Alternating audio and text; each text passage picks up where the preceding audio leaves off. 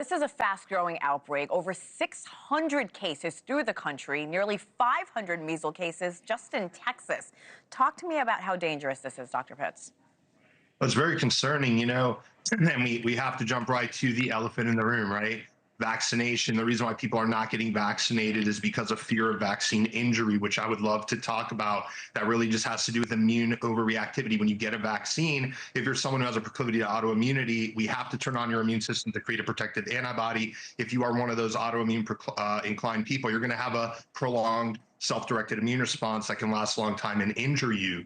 However, if you don't get the vaccine and you're one of those people, you'll get even worse when you get the disease. So people are avoiding vaccine, and what happens is herd immunity has nothing to do with us getting infected. Think immunology, not infection.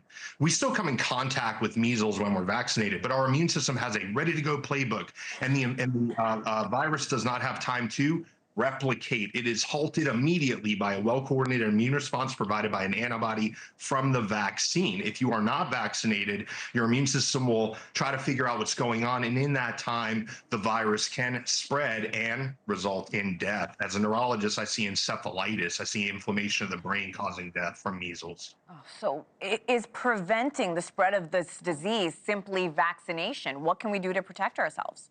Right here on NewsNation, we have the answer. I've been shouting it from the rooftop. We don't have to get, but right, not vaccinating people, leaving people to this is not the answer. But also, we do need to address vaccine injury. That is a thing too. And hopefully the answer here is we need to identify going into vaccination who has an inclination towards autoimmunity. We can do autoimmune panels and see if they have autoimmune antibodies indicating a loss of self-tolerance or proclivity to prolonged self-directed injurious immune responses. And then we can treat those people with something like a mild immunomodulator, an antihistamine. So it's not vaccinate or don't, it's find out who's going to get injured by the vaccine, make that not happen so everybody can get vaccinated, and we can halt measles before it has time to replicate in the body.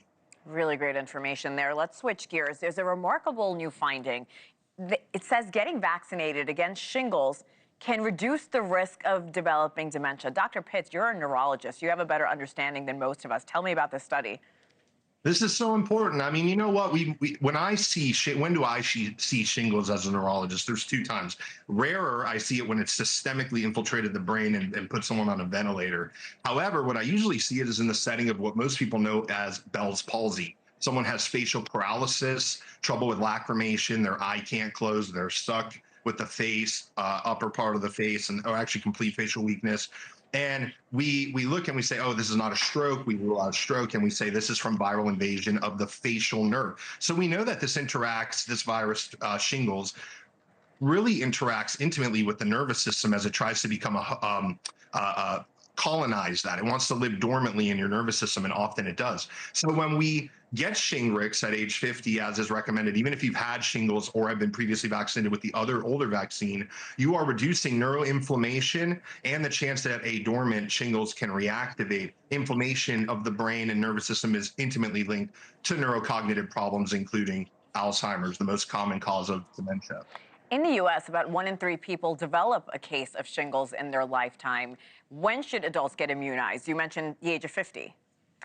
Yeah, it's super duper common. I mean, this is not an infrequent thing. During a month shift, I might see maybe one shingles patient per month on a hospital call. So it's not something that I'm saying, wow, let's get everybody together for grand rounds. We see this not infrequently. We don't see people who are vaccinated getting it very often, though. And so, yeah, the CDC recommendation is age 50. However, talk to your individual physician, because some people who are immunocompromised or have other special considerations may even qualify for it sooner.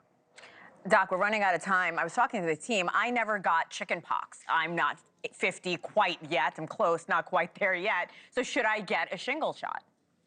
Yeah, absolutely. I definitely would. I mean, you're kind of at super high, right? You don't have any learned immunity either from having direct contact with the infection. So you would be like, I'd move you to the front of the line, Hena, to get that shot. Okay, great advice, Dr. Tom Pitts. As always, thank you for coming on. Thanks for watching. Go to joinnn.com to find NewsNation on your television provider. And don't forget to click the red subscribe button below to get more of NewsNation's fact-driven, unbiased coverage.